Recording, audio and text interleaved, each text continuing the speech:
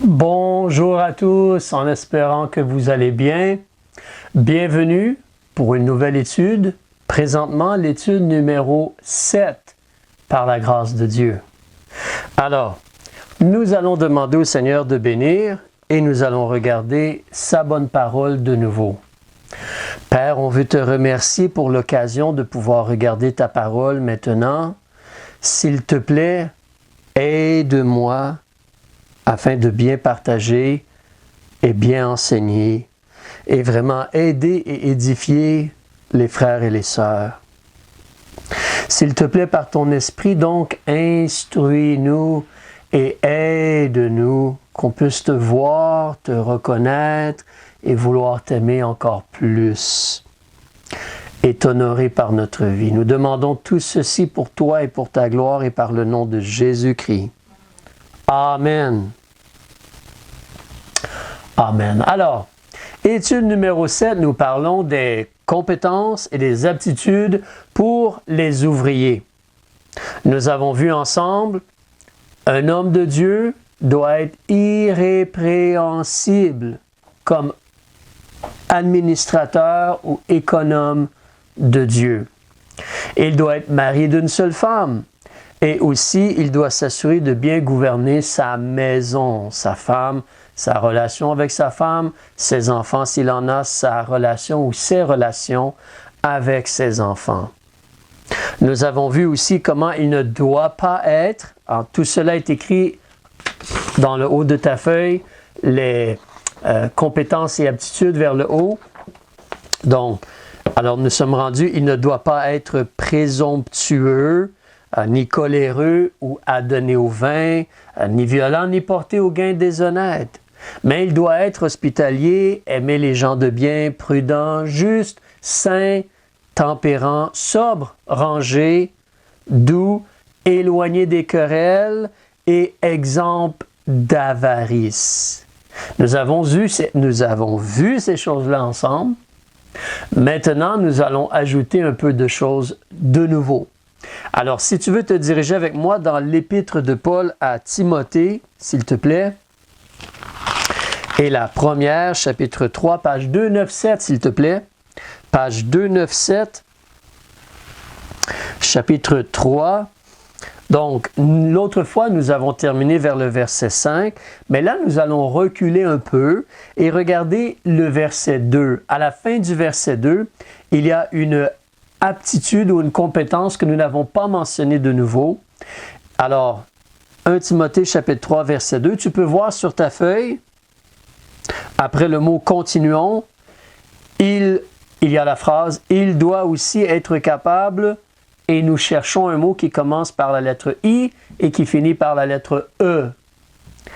Mais au verset 2, à la toute fin, la dernière phrase du verset, on a le mot « hospitalier », virgule, capable d'instruire. Capable d'instruire.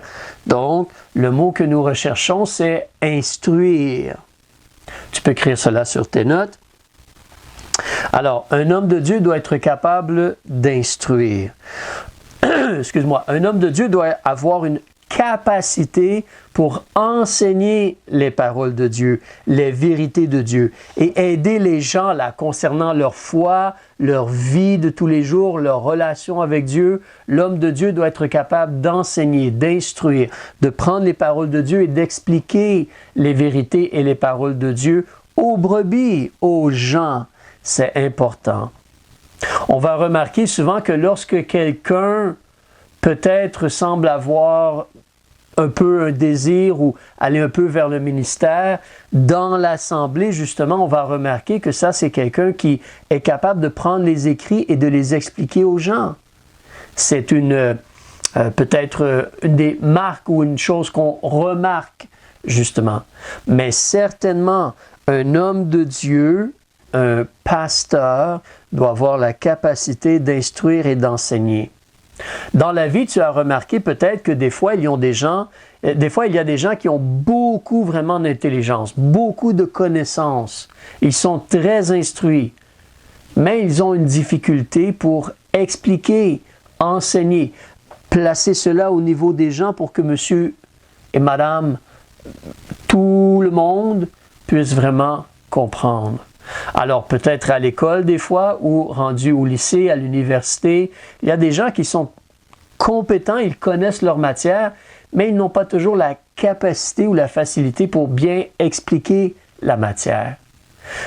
Pour un homme de Dieu, c'est important d'être capable d'instruire les gens.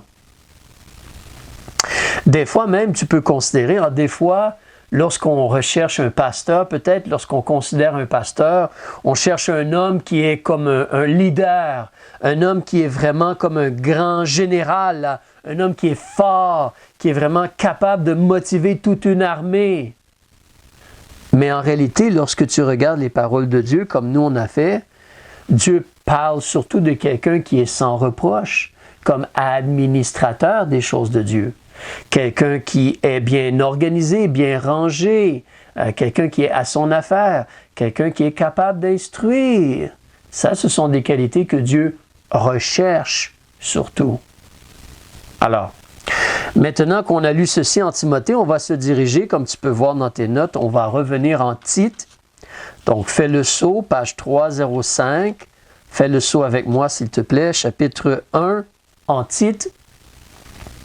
Et ici, en Tite, nous avions, dans le passé, terminé au verset 8. Donc, nous allons lire le verset 9. Et tu vas remarquer, on cherche 3 mots.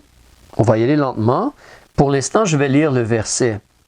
Attaché à la véritable doctrine, qui doit être enseignée, afin qu'il soit capable tant d'exhorter, selon la saine doctrine, que de convaincre ceux qui s'y opposent. Évidemment, on parle d'un homme de Dieu. Hein? On te parlait, d'après le verset 5 et 6 et 7 et 8, on te parlait d'établir des anciens ou des pasteurs dans les villes là, pour les églises. Il faut trouver quelqu'un qui est attaché à la véritable doctrine qui doit être enseignée, afin qu'il soit capable tant d'exhorter, selon la saine doctrine, que de convaincre ceux qui s'y opposent. Alors, dans tes notes, le premier mot qu'on cherche, il débute par la lettre A et termine par la lettre E accent aigu. Et c'est le premier mot du verset, attaché à la véritable doctrine qui doit être enseignée. Capable de faire quoi?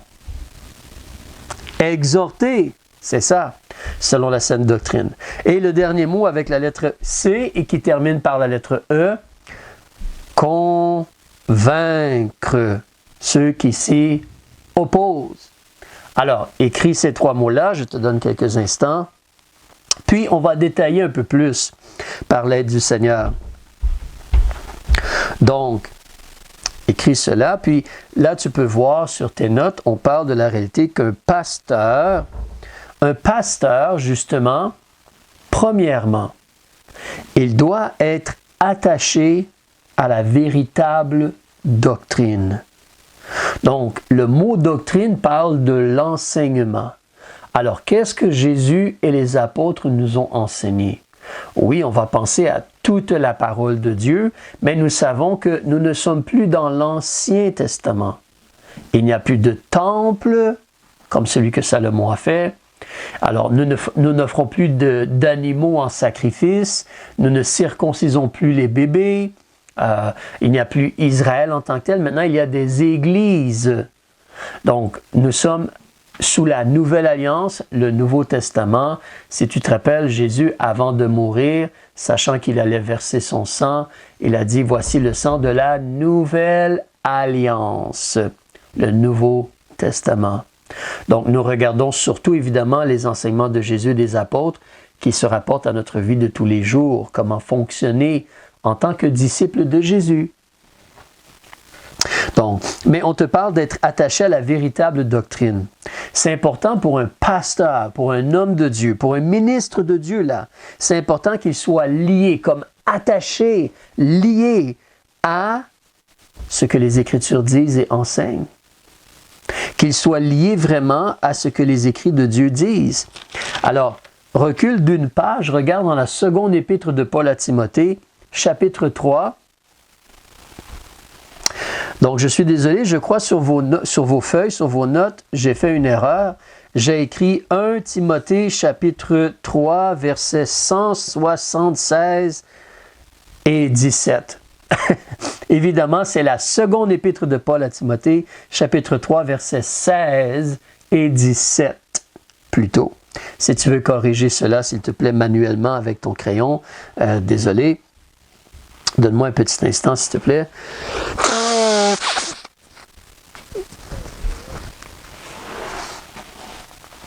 Donc, qu'est-ce qu'on nous dit ici? Au verset 16, toute l'Écriture, tous les écrits de Dieu sont divinement inspirés, sont soufflés par Dieu. Et elles sont utiles pour enseigner, pour convaincre, pour corriger, pour former à la justice.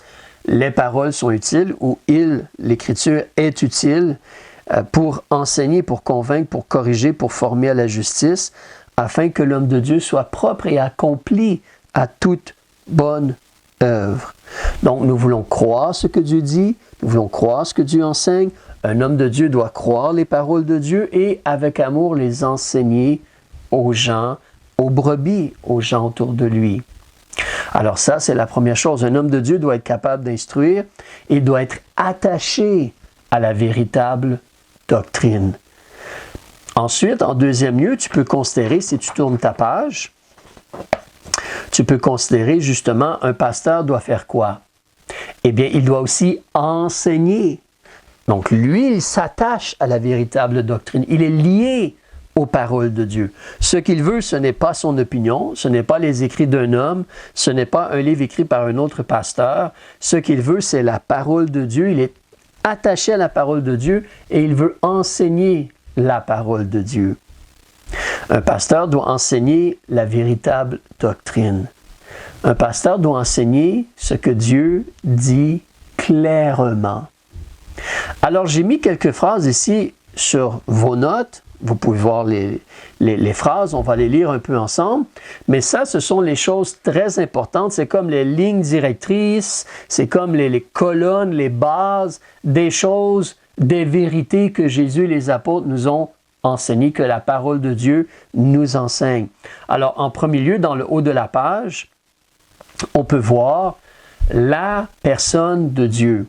Nous voulons enseigner au sujet de la personne de Dieu, la vérité au sujet de la personne de Dieu. Il y a des gens qui ont des idées très erronées au sujet de Dieu. Il y a des gens qui ont des idoles.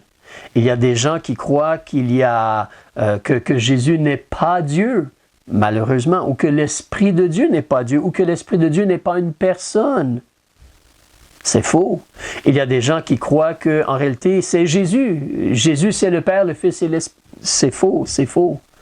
Donc, nous devons regarder les paroles et démontrer aux gens, faire voir aux gens, comme la parole de Dieu l'enseigne, il y a un seul Dieu. Et ce Dieu-là, il se révèle ou il se fait connaître trois personnes. Le Père, le Fils, la parole et l'Esprit. Et ces trois personnages-là sont parfaitement unis, ils sont 100% divins et ils sont distincts. Il y a trois personnes. Ils sont distincts, donc je devrais dire plutôt. Ils sont distincts. Et en réalité, ce Dieu-là, il connaît toutes choses, il est omniscient. Il est omniprésent, il est partout en même temps, il est tout-puissant, omnipotent. Ce Dieu-là, il a toujours existé, il va exister pour l'éternité. Il est l'éternel. Ce Dieu-là, il est amour, il est justice et il est sainteté. Donc, nous voulons parler de ce Dieu-là qui peut être connu par tous les êtres humains. Alors, on veut parler aussi de la parole de Dieu, évidemment, et donner les vérités sur la parole de Dieu. Il y a des gens qui croient que ce sont des hommes qui ont écrit la Bible et qu'on ne peut pas avoir confiance dans la Bible. Ou il y a même des gens qui croient qu'on doit remettre la Bible ensemble, qu'on doit faire de nouvelles Bibles, que nous avons perdu la Bible avec les années, l'histoire, le temps, et nous devons remettre la Bible ensemble, enlever des versets ou ajouter des versets dans la Bible. Non. En réalité, c'est la parole de Dieu. La Bible, c'est la parole que Dieu nous a donnée. Et on voit donc l'inspiration. Cela vient de Dieu. Alors, c'est vrai que lorsqu'on considère l'inspiration, cela veut dire donnés ou soufflés par Dieu. Les mots, les vérités viennent de Dieu directement. Mais quand on considère l'inspiration, on réalise 4 petites choses. Il y a une confluence. Le mot confluence veut dire que 2 choses viennent ensemble. Dieu a utilisé des hommes avec leur style littéraire peut-être, leur façon de présenter un peu les choses. Mais c'est les vérités de Dieu. Et c'est Dieu qui dirigeait. C'est l'Esprit de Dieu qui a dirigé les hommes lorsqu'ils ont écrit. Toi, si tu prends un crayon, ce n'est pas le crayon, c'est toi qui dirige. Mais si tu prends un crayon de plomb ou si tu prends une craie, le trait, il est différent. Mais c'est toi qui dirige. Donc, il y a une confluence. Il y a aussi la réalité que tous les mots de la parole de Dieu viennent de Dieu. Nous disons que c'est une inspiration verbale. Alors aussi, nous voyons que toute l'Écriture, on vient de lire tantôt. Alors, en entier, la Bible, elle vient de Dieu. Et la Bible aussi, elle est sans erreur. Oui, des fois, la Bible nous rapporte les paroles de Satan, il a trompé Ève, mais c'est exactement ce qu'il a dit. Et lorsque la Bible dit quelque chose, elle dit toujours ce qui s'est produit. Puis, lorsque la Bible enseigne, quand Jésus ou les prophètes ou les apôtres enseignent, ce sont les vérités de Dieu pour notre vie. Alors, la parole de Dieu, elle est inspirée, elle est aussi préservée. Nous ne croyons pas le mensonge que, avec les années, nous avons perdu la parole de Dieu et maintenant nous devons remettre la parole de Dieu ensemble. Non, la parole de Dieu, elle a toujours été là, dans le sens que la Bible a été mise ensemble par Dieu. Oui, il y a un temps où elle était en train d'être écrite, mais la Bible, elle a été mise ensemble par Dieu. Donc peut-être, je ne devrais pas dire qu'elle a toujours été là, mais depuis qu'elle a été mise ensemble, elle est là. On parle de plus de 2000 ans. La parole de Dieu, elle est là. Elle est ensemble autour de 2000 ans, là, si j'arrondis un peu. Le dernier livre écrit autour de l'encens par M. Jean, le livre de l'Apocalypse. Mais la parole de Dieu, elle est là, elle est complète et Dieu a préservé ses paroles, les mots, ses paroles. Jésus a dit que le ciel et la terre passeront, mais mes paroles ne passeront point. Alors, on doit enseigner cela, les gens doivent réaliser et comprendre cela et avoir confiance dans les mots de la Bible. Il faut aussi qu'un homme de Dieu enseigne sur le salut de Dieu, évidemment. Le message de l'Évangile, la bonne nouvelle. Alors, Jésus est mort pour nos péchés. Il a été enseveli et il est ressuscité 3 jours et 3 nuits après pour notre justification. Ça, c'est le salut de Dieu. On doit se repentir, la repentance doit être expliquée. On place notre confiance en Jésus et le sang de Jésus couvre nos péchés. Jésus nous offre la vie éternelle. C'est un don gratuit. Il faut prêcher cela, expliquer cela, enseigner cela et faire comprendre aux gens que le salut ne se perd pas du tout. Alors, il y a des gens qui ont malheureusement, il y a le mensonge qui circule que tu peux perdre ton salut. Aujourd'hui, tu es enfant de Dieu. Demain, tu ne seras plus enfant de Dieu. Non. Jésus, il donne la vie éternelle. Et il ne donne pas la vie probatoire ou temporaire. Un homme de Dieu doit enseigner la vérité aussi sur le jugement de Dieu. La réalité qu'il y a un feu éternel, qu'il y a un jour pour le jugement. Donc, par amour, par avertissement, il doit faire connaître les vérités de Dieu, que l'être humain est pécheur et mérite le feu éternel. Un endroit où les gens sont conscients et reçoivent leur juste punition pour leur rébellion. Dieu a tout fait pour les sauver, mais il y a un jugement. Les gens doivent choisir. Ensuite, un homme de Dieu va enseigner aussi sur le baptême. Lorsque quelqu'un reçoit Jésus comme son sauveur, là, il a le droit d'être baptisé. Pas un bébé. Un homme ou une femme qui croit, une personne qui croit, qui reçoit Jésus. Lorsque quelqu'un a reçu Jésus comme son sauveur, il a le droit d'être baptisé. Il est baptisé par immersion totale.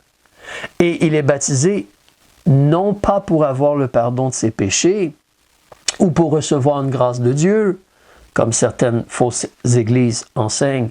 Il est baptisé pour s'identifier à Jésus-Christ. Le baptême est comme une illustration, une photo. Alors nous mourons avec Christ, nous sommes ensevelis et nous comme ressuscitons en vie nouvelle. Dans le cœur, on a cru, et là, publiquement, on le démontre qu'on s'associe à la mort, l'ensevelissement et la résurrection de Jésus-Christ. Donc, le baptême doit être enseigné. Et après avoir été baptisés, nous sommes reçus comme membres dans une église. Justement, un homme de Dieu doit enseigner au sujet des églises aussi. Les églises, ce sont les outils ou l'outil que Dieu utilise pour travailler présentement. Donc, il y a des églises, ce sont des gens qui sont sauvés, baptisés et unis ensemble. Il n'y a pas de siège social, il n'y a pas un bureau chef en quelque part. Il y a des églises, et les églises, c'est elles qui ont l'autorité et la responsabilité d'aller parler de l'Évangile. Et elles ont l'autorité de baptiser ceux qui croient, de les recevoir comme membres, et puis ensuite de les former, de les enseigner. Et on observe le repas du Seigneur dans une église pour les gens qui en sont membres. Donc les assemblées, comment une église fonctionne, comment on peut servir dans notre église. Les hommes de Dieu enseignent cela. Aussi, les hommes de Dieu vont enseigner au sujet de la sainteté et la piété. De façon simple, la sainteté, c'est être séparé. On se sépare du mal, du péché, de la noirceur, des ténèbres. On se sépare pour servir Dieu. C'est la piété. On veut servir Dieu comme il nous demande de le servir. Ça, c'est la piété. Servir Dieu comme il nous demande de le servir. Alors, un homme de Dieu doit enseigner ces choses-là. Regarde avec moi 1 Timothée chapitre 6, s'il te plaît. 1 Timothée chapitre 6, page 299, s'il te plaît. Un homme de Dieu, je vais débuter au verset 2. Regarde ce qu'un homme de Dieu doit enseigner. « Et que ceux qui ont des fidèles pour maîtres ne les méprisent point, sous prétexte qu'ils sont frères, mais qu'ils les servent d'autant mieux parce qu'ils sont des fidèles, des bien-aimés, et qu'ils s'appliquent à leur faire du bien. Toi, Timothée, comme un pasteur, enseigne ces choses et exhorte. » Verset 3. « Si quelqu'un enseigne autrement et ne s'attache pas aux salutaires paroles de notre Seigneur Jésus-Christ. » Tu vois, un homme de Dieu et le peuple de Dieu doivent s'attacher aux paroles salutaires de notre Seigneur Jésus-Christ. Et à la doctrine, à l'enseignement qui est selon la piété. Tu vois à la fin du verset 3? Alors, selon la piété, un homme de Dieu enseigne. On sert Dieu comme il nous demande de le servir. Reviens en Tite, chapitre 1, s'il te plaît, chapitre 1 et verset 1. Lisons ceci ensemble. Paul, serviteur de Dieu et apôtre ou envoyé de Jésus-Christ, pour la foi des élus de Dieu et pour la connaissance de la vérité. Un homme de Dieu veut faire connaître la vérité. Et la vérité, elle est selon la piété. La vérité, elle est, on sert Dieu comme il nous demande de le servir. On reçoit Jésus, on demande à Jésus d'être notre sauveur et on apprend à vivre pour Jésus, avec Jésus. Donc, un homme de Dieu va enseigner la sainteté et la piété. Là, ici, on peut considérer en la vie de tous les jours. Donc, un homme de Dieu doit enseigner concernant comment nous pensons, notre cœur, ce que nous voulons, comment nous agissons, comment nous réagissons, nos paroles, notre comportement. Nous voulons suivre tous les enseignements de Jésus, être vraiment des témoins et des disciples de Jésus.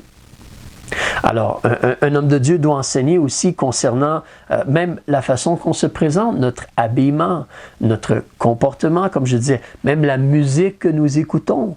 Même, tu sais, comme exemple, on a cet engin maintenant, les téléphones intelligents, et il y a l'Internet.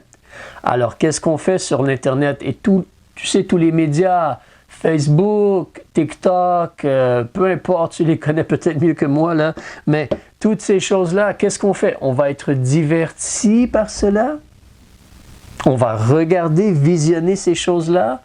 Est-ce que ces choses nous aident vraiment à connaître Dieu et à servir Dieu? C'est sage de faire très attention à ce que nos yeux regardent ou ce que nos oreilles écoutent, ce que notre âme reçoit, ce que notre cœur reçoit. Il faut faire attention. Donc la piété et la sainteté. En dernier lieu aussi, un homme de Dieu devrait enseigner concernant les choses prophétiques, évidemment. La promesse que Jésus va revenir, les saints qui vont être enlevés et partir avec Jésus, la réalité que Dieu va recommencer à agir pour ramener Israël vers lui, le fait que Jésus va revenir donc chercher les siens, comme je disais. Alors, nous croyons au retour de Jésus avant les tribulations. Nous croyons que Jésus revient ensuite avec les siens pour établir son royaume. Donc, Jésus, en réalité, revient avant le royaume. Il établit le royaume. Il y a l'Antichrist, il y a les jugements de Dieu, le livre de l'Apocalypse. On doit enseigner et faire comprendre la réalité de ce qui s'en vient. C'est important. Alors, deux dernières choses. Tite, chapitre 1, verset 9. Alors, premièrement, un pasteur doit être attaché à la vérité. Il doit enseigner la véritable doctrine. Troisièmement, au verset 9, après le mot « enseigner », Tite, chapitre 1, verset 9, après le mot « enseigner », virgule, donc attaché à la véritable doctrine qui doit être enseignée, virgule, afin qu'il soit capable d'exhorter. Un pasteur doit exhorter. Un pasteur doit exhorter. Exhorter veut dire encourager, comme presser, comme encourager, comme pousser les gens vers l'amour et le service de Dieu. Regarde avec moi, si tu recules en Timothée au chapitre 5, 1 Timothée ou première épître de Paul à Timothée, chapitre 5, le verset 1. Qu'est-ce qu'un homme de Dieu doit faire? Ne reprends pas. C'est à la page 298. Verset 1 du chapitre 5. Ne reprends pas rudement le vieillard, mais exhorte-le comme un père, les jeunes gens comme des frères, les femmes âgées comme des mères, les jeunes comme des sœurs, en toute pureté. Mais exhorte-les. Ce n'est pas juste de les reprendre, de frapper dessus, de les critiquer. Exhorte-les. Regarde aussi au chapitre 6, la page à côté, chapitre 6, verset 2. Qu'est-ce qui doit se produire? Justement, oui, ici, on a vu ce verset-là. Hein? À la fin, si tu tournes la page, regarde la page 300. La fin, en haut de la page, c'est la fin du verset 2, avant le verset 3. On a vu, hein, ils doivent s'appliquer à leur faire du bien. Enseigne, M. Timothée, ces choses et exhorte. Tu dois exhorter, c'est-à-dire encourager, presser, pousser, motiver les gens là. Ensuite, si tu regardes la seconde épître de Paul à Timothée, chapitre 4. Ici aussi, excuse-moi, j'ai fait une erreur, j'ai écrit 1 Tim, mais c'est seconde épître de Paul à Timothée. Désolé, je te fais travailler, change la chose s'il te plaît. Seconde épître de Paul à Timothée, chapitre 4 et le verset 2. Qu'est-ce qu'un pasteur doit faire? Prêche la parole, insiste en temps et hors de temps, reprend, censure, exhorte en toute patience et en instruisant. C'est là que quand tu considères cela, imparfaitement, là, de façon un peu simple, il y a une différence entre enseigner la parole de Dieu, instruire les gens et prêcher la parole de Dieu. Lorsqu'on prêche, on veut vraiment réveiller le cœur, toucher le cœur et motiver le cœur des gens, l'âme des gens, l'esprit des gens. Enseigner, c'est d'aider les gens à comprendre ce qu'ils doivent faire. Un pasteur fait les deux. Mais il y a une différence un peu entre les deux. D'accord? La dernière chose, si tu reviens en Tite, chapitre 1, page 305, on va terminer très bientôt. Alors, chapitre 1 et verset 9, la dernière chose qui est mentionnée, donc on doit exhorter selon la saine doctrine. On prend les vérités de Dieu, les enseignements de Dieu, et ces enseignements-là sont sains. S-A-I-N et non S-A-I-N-T. C'est-à-dire qu'ils sont pleins de vie. Ils sont bons pour nous. Ils sont pour notre bien. On prend la doctrine saine et on exhorte les gens. Et en dernier lieu, on doit convaincre ceux qui s'opposent.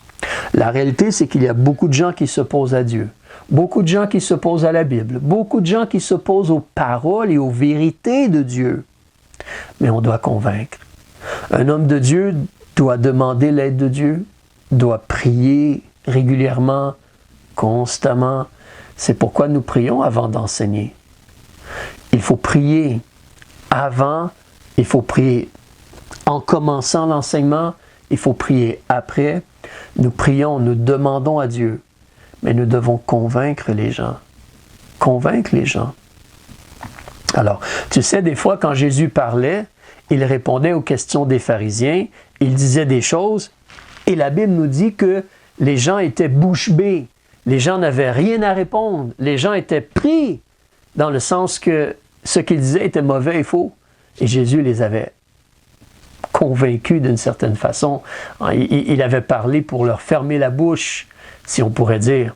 Alors, mais un homme de Dieu doit convaincre. Ici, reviens avec moi au chapitre 2, la seconde épître de Paul à Timothée, page 302. Je vais terminer avec ce verset-là. Ces versets-là, excuse-moi, mais chapitre 2, verset 24, dans le bas de la page 302. Alors, un excellent rappel, on a déjà lu ce verset-là ensemble, toi et moi, mais qu'est-ce que Dieu dit? Il ne faut pas que le serviteur du Seigneur, le ministre, le pasteur, il ne faut pas qu'il aime à contester. Le but n'est pas de gagner un argument. Le but est d'aider les gens, de convaincre les gens. Alors, il ne faut pas qu'il aime à contester, mais il doit être doux envers tous, propre à enseigner, patient, redressant avec douceur les adversaires, comme corriger, convaincre, attendant que Dieu leur donne la repentance, qu'ils veulent se détourner de leurs mauvaises idées et leurs mauvaises actions. Alors que Dieu leur donne la repentance et leur fasse connaître la vérité. Et qu'ils sortent. Le problème, c'est que les gens sont ivres ou influencés par les pièges du diable. Le diable qui les tient captifs est soumis à sa volonté à lui. Mais ils devraient se détourner, se repentir et se soumettre à Dieu et ses paroles, sa volonté, évidemment. Mais un homme de Dieu doit convaincre ceux qui s'y opposent, en priant, en aimant, en étant patient, en étant ferme, mais en étant doux, et en montrant les écrits de Dieu. Les écrits de Dieu vont convaincre les gens. Il faut faire attention. Alors, nous terminons ici. Donc, les ouvriers de Dieu, les pasteurs, doivent s'attacher à la véritable doctrine. Ils doivent enseigner la véritable doctrine. Ils doivent exhorter les brebis et les gens et convaincre ceux qui s'y opposent.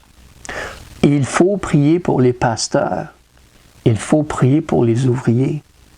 Et même tous les chrétiens devraient essayer d'aller vers le fait qu'on veut s'attacher à la vérité. On veut entendre et on veut pratiquer la vérité de Dieu. On veut encourager les gens autour de nous dans les vérités de Dieu. Et on veut dénoncer l'erreur. Tout chrétien devrait faire cela aussi. Alors, nous arrêtons ici.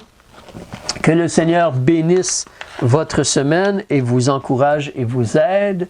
Alors, nous prions pour vous ici, pour nous, comme Montréal ou Clarenceville. Nous prions pour vous. Mais je vous encourage, continuez à vous attacher au Seigneur et à ses paroles. Si tu n'as pas encore reçu Jésus comme ton sauveur personnel, n'attends pas. C'est le temps de demander pardon à Jésus. C'est le temps de choisir de croire que Jésus est le sauveur et lui demander de te sauver selon sa promesse, de lui demander la vie éternelle. Que le Seigneur vous bénisse. À la prochaine.